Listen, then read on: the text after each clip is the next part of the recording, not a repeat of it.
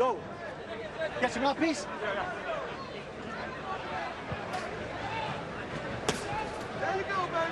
As we begin round 8. Williams. Add to the list of things that Williams does, Fran. He throws right hooks to the body with equal effectiveness as his straight left hand from a mile away. But for those who thought Matthysse would win this fight, I think the thinking was that he'd be behind on points when he did it. Well, here he is behind on points. Let's see how much he has left.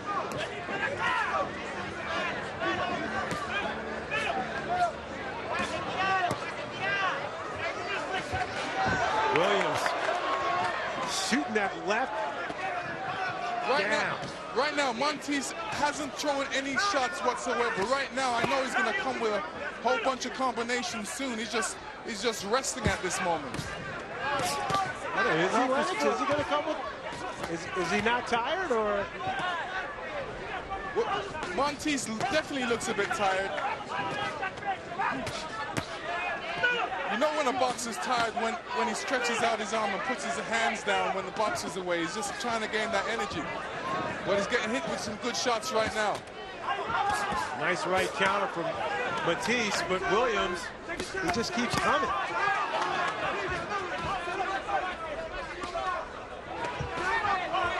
How discouraging is that, Lennox?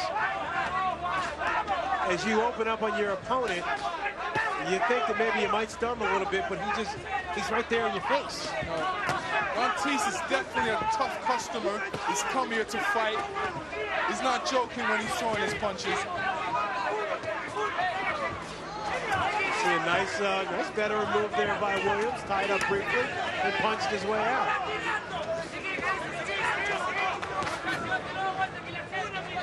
Stop. Break. Sepárese. Fuera. How do you like his movement around the ring? He's definitely showing good angles, which is very important right now, because as the fight gets later in the rounds, you want Matthysse to try and throw some shots, and you can counter them.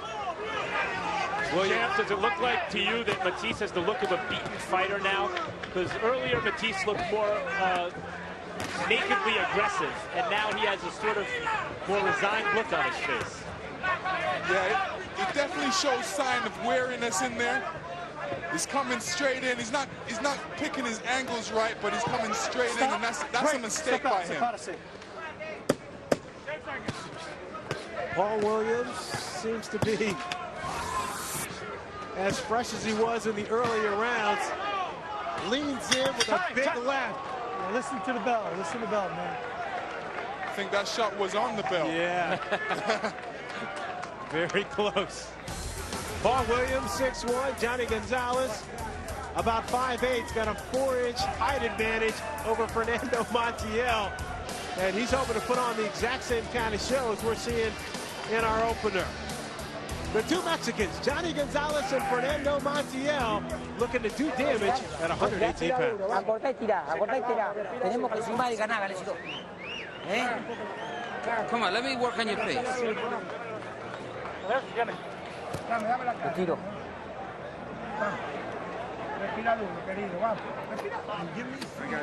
Hack him up. Your jab really good. Your jab really good. You keep him at the end of it. And that's what you want to do. Attach that body. Okay. Giant. Number nine.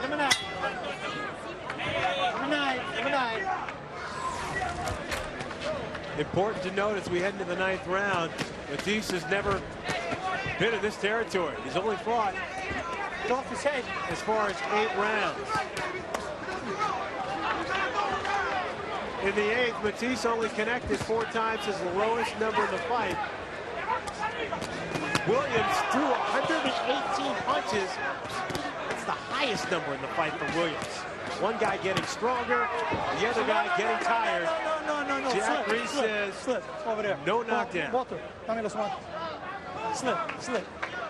One of the things that's so impressive about this performance from Williams is this is exactly his blueprint. Outwork the other guy, show him some angles, use your reach. Stop. Don't punch, step away. This is how he beats guys, and he's beating a very good puncher and a hot prospect going away. Well, his nickname is the Punisher, and you can see why they call him the Punisher, because he punishes them. He gives them a lot of punches.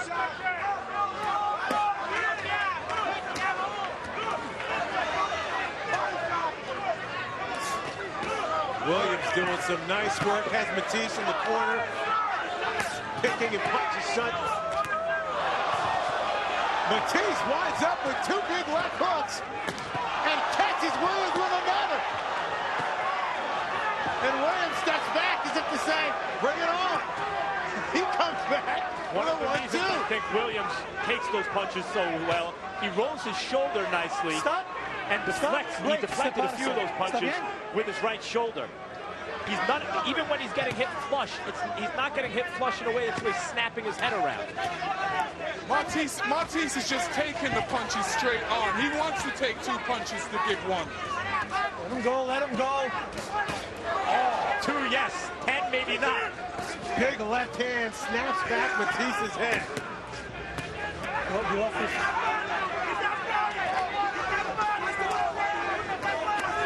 Max, you mentioned Carlos Baldomir, the guy at 147 pounds. Theoretically, the title holder would be. How do you think Williams would do against the elite competition at 147? Welterweight's unique right now in that the champion, Baldomir, is generally not perceived as one of the best 2 or 3 fighters in the weight class. Don't punch. Baldomir would have his hands full with Williams right now, but the question is, how would Antonio Margarito or Floyd Mayweather Jr. or Ricky Hatton or Oscar De La Hoya or any of the guys at 47 or 54 fare against Paul Williams? Get off his head. They've never fought anyone like him because there's not anyone like him. Time.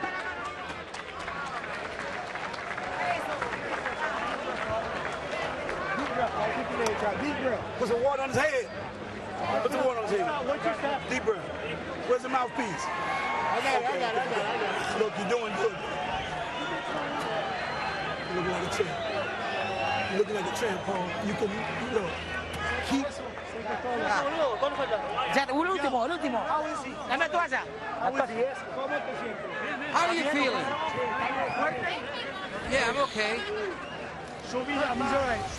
Matthysse throws some good left hooks, and as you can see, he throws 1, 2.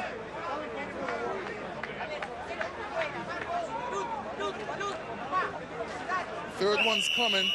Here comes the third one. 3 left hooks that land square on Paul Williams' chin, showing great staining power from Paul Williams. He definitely knows how to take a punch well, and he rolls with it well. The last one was right on the chin, and I'd mentioned that Paul Williams used his right shoulder to deflect some of those punches. None of those punches, those all landed.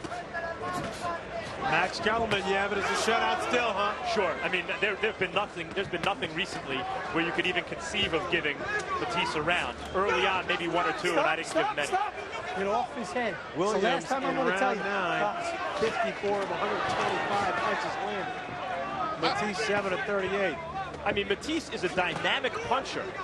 And Williams is, another impressive thing about this performance is, yes, the volume punching of Paul Williams gives counter-punching opportunities, but here he is against a guy who can really punch both hands. And he's taking those punches as well as can be taken. You notice the ref warning Paul Williams about being on his head. I don't think he's on his head at all. I think he's just ducking into it. You always go for the big guy, Lennox. What do you think? You always think the little guy is ducking into the big guy. Williams sizing up Matthysse, comes through with a big left hand, and then Matthysse flips the script, spins Williams around.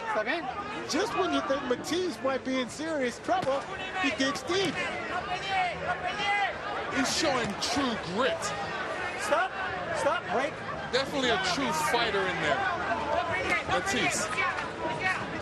It brings to mind De La Hoya's performance against Mayorga, a more schooled guy against a real roughhouse puncher. Of course, Matthysse, clearly Williams is not accomplished like Oscar. And Matthysse, I think, had a little more respect going into this fight than Mayorga by boxing people had going into De La Hoya fight. Yeah. And yet Williams is looking equally impressive. Matthysse now stumbles back in the corner, not throwing any punches, and Jack Reese said, that's enough. A welterweight star is born. That is a star-making performance by Paul Williams. That's a future right there. At 156 of the 10th round, Jack Reese says that's enough. And Paul Williams will move to 30-0, picking up his 22nd knockout. Paul Williams wanted to put on a show, guys. He definitely did that. At 156 of the round, and anyone even anywhere near 156 pounds has just been put on notice. From 147 to 154, this guy is, and claims he'll take on all comers. Anthony Peterson, Lamont Peterson, you two rat. Everybody down in South Carolina, what's up, Vic, CJ Neal, Malcolm, Chauncey. And let's give Matthysse credit because he absorbed a lot of punishment as we take a look at the end of the fight. And Lennox, this is just through attrition here. He had been taking pounding all night. Yeah, I mean, you know, Paul definitely hurt him throughout the fight. This was a situation where Matthysse just didn't have any more. He just didn't have, you know, maybe his training was a bit lack for this fight, but he definitely didn't have enough energy to keep up his arms, and I think the referee felt sorry for him. But like Paul did, he just punished him with a lot of punches, a lot of combinations, and he was getting hit.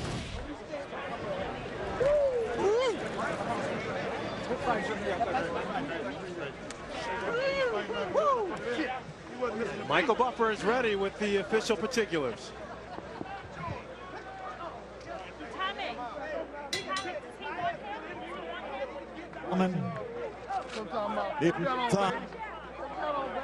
Of round number 10, 56 seconds of referee call to the bout. Still undefeated from Augusta, Georgia, Paul the Punisher